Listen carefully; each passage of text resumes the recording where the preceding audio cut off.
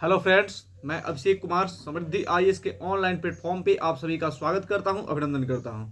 दोस्तों, NIO state के जो हमारे 14 से 14.5 लाख के आसपास अभ्यर्थी है जो शिक्षक भर्ती में जिनको की जो है मौका नहीं मिल रहा है, उन अभ्यर्थियों के लिए एक बड़ा अपडेट जो है दोस्तों लेकर के मैं आया हूं, जो आपके लिए जो है एक अच्छी खबर है जिसके बारे में आप सभी को बताऊंगा। तो दोस्तों, आप सभी को मैं बता दूं कि एनआईओ स्टेट के जो अभ्यर्थी है उनके लिए एक खुशी की बात यह है कि कल हमारी जो मुलाकात हुई वो हमारे क्षेत्र के सिटिंग जो है एमपी, जिनको भी अभी भी टिकट भी मिला है, वो सिटिंग एमपी है और भारत सरकार में जो है उनकी उपस्थिति सबसे ज़्यादा जो है वो संसद में होती है। उनसे हमारी बातें हुई और मैंने अपना पक्ष रखा, कहा कि देखिए हमारे जो एनआईओ के 14 अभ्यर्थी है वो सरकार के बिल्कुल खिलाफ है, क्योंकि सरकार जो है वो एनआईओ के लिए कोई भी स्टैंड नहीं ले रही है।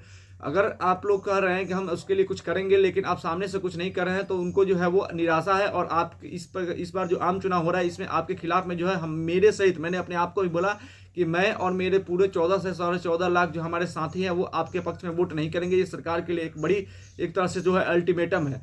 तो मैंने अपनी बात जो है अपने सिटिंग जो एमपी हैं उनके साथ रखी और उनको जो है कहा कि सीधे तौर पर मैंने कहा, स्ट्रिक्टली मैंने कहा कि अगर सरकार हमें मान्यता नहीं देती है, सरकार जो है एनआईओ के अभ्यर्थियों के साथ न्याय नहीं करती है, तो सरकार को इसका खमियाजा भुगतना होगा और सरकार को जो है वो हम लोग वोट नहीं करेंगे। तो इस पर उन्होंने जो है हमें जवाब दिया और हमें विश्वास दिलाने का प्रयास किया। उन्होंने हमसे कहा कि देखिए आप जो हैं आप लोग की समस्या जो है उसको हम लोग समझ रहे हैं, लेकिन चूंकि आचार संहिता लगी हुई है इसके कारण हम लोग सामने से कुछ नहीं कह पा रहे हैं, क्योंकि ये आदर्श आचार संहिता का ये उल्लंघन हो जाएगा। तो मैंने उनको कहा कि देखिए ये जो है एकदम घुमी घुमाई सी बात है, इसको लेकर के आप जो है टाल नहीं सकते बातों को।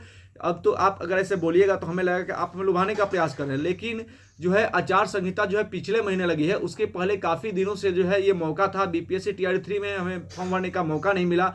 हम लगातार मांग करते रहे, हम संसद में मुद्दा उठाया, लेकिन आप लोगों ने तो सुना नहीं। तो अब आप हमको क्यों, ये तो आप ऐसा करके चुनावी लाभ लेना चाहते हैं ना, तो आप ऐसे नहीं। अगर आप सामने से आकर के प्रधानमंत्री जी बोले, कोई आपका अधिकारी बोले कि हम आपको मान्यता देंगे, तो हम जो है इसको जो है समझ पाएंगे बातों को। अगर ऐसा नहीं होता है तो हम लोग आपके पक्ष में वोट नहीं करेंगे। हमारे 14 से 14.5 लाख अभ्यर्थी जो है हमारे साथ हैं, हम उनके लिए उनके हक की लड़ाई लड़ रहे हैं। हम चाहते हैं कि उनको मौका मिले और हम इसके लिए जो है सुप्रीम कोर्ट में जाएंगे। हमने उनसे ये भी कहा कि एनसीटी ने गलती की है, एमएचआरडी के अप्रूवल के बाद ये सारी चीज़ें कराई गई, तो क्यों ऐसा हुआ है?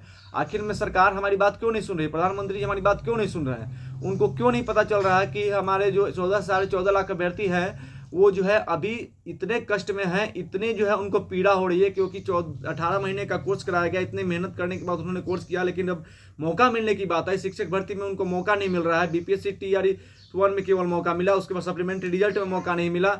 देश भर में कहीं पे भी जो है अगर किसी स्टेट में शिक्षक भर्ती होती है तो उनको मौका नहीं मिल रहा है। भले ही हम बात करें, जिस तरह से एमपी की गवर्नमेंट जो है बीएड वालों को बचाने के लिए उसके लिए स्टैंड ली थी, वैसे ही हम चाहते हैं कि सरकार जो है एनआईओ को भी बचाए और एनआईओ के अभ्यर्थियों को जो है मौका मिले। इसको लेकर के हम लगातार सरकार से मांग कर रहे हैं। तो हमने अपने सिटिंग एमपी से कहा कि अगर ऐसा नहीं होता है तो हम जो है हमारे पूरे साथी जो है वो सरकार का विरोध करेंगे। तो उन्होंने हमें विश्वास दिलाने का प्रयास किया। उन्होंने कहा कि देखिए आचार संहिता के कारण ये सारी चीज़ें नहीं हो रही, लेकिन जैसे ही आचार संहिता खत्म होगा, नई सरकार बनेगी, उन्होंने कहा कि उनकी ही सरकार बन रही है, तो अगर इसकी पूरी संभावनाएं हैं, तो अगर उनकी सरकार बनती है, इस बार बीजेपी की सरकार अगर सेंटर में बनती है, तो निश्चित रूप से जो है एनआईओ के अभ्यर्थियों को जो है वो न्याय मिलेगा, ऐसा उन्होंने कहा। लेकिन हमने सीधे तौर पे हमने अपनी शर्त रख दी कि नहीं, ऐसा नहीं होगा कि आप सरकार बनाएंगे और तब जा करके ये घोषणा करेंगे। मैंने उनसे कहा है कि देखिए आप लोग सीधे तौर पे मीडिया में आइए और अपना बात स्पष्ट कीजिए और कहिए कि एनआईओ के लिए हम समर्थन देंगे, एनआईओ